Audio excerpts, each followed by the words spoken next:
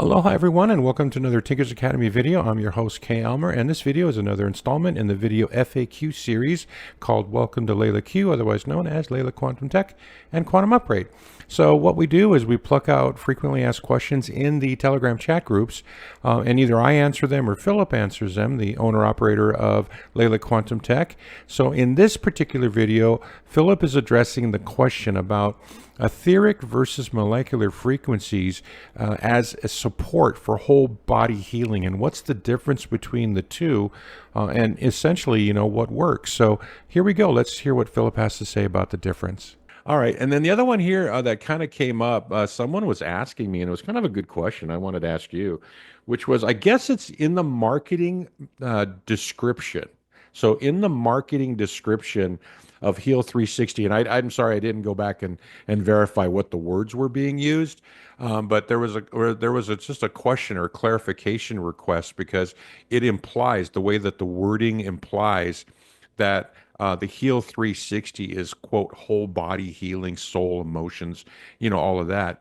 And so the question was, hey, I thought Heal 360 was all molecular. So if so, right? If so, how do molecular frequencies affect etheric situations like with the soul and the emotions?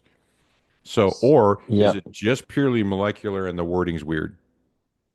Well, first of all, a molecular frequency is never just molecular, right? It's not physical anymore anyway, right? So it's already sort of etheric as you use it, right? Because it's it's purely energetic, and especially when it's then also upcharged with a high consciousness field, whether that is charged in a card or it's in the quantum upgrade. So that's important to note. So it's not the physical thing anymore.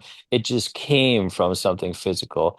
And it does not matter because you can have molecular frequencies that work on all kinds of different aspects, right? So it doesn't mean just because it came from um, molecules that it couldn't help the energy bodies and all of that. I mean, and we this is a great example. So it definitely is possible to do that. I think it's more difficult to do that, but it's possible.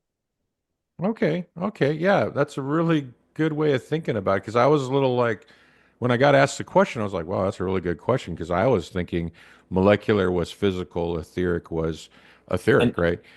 yeah, But now about what you just said makes complete sense because it's not molecular frequencies are not physical.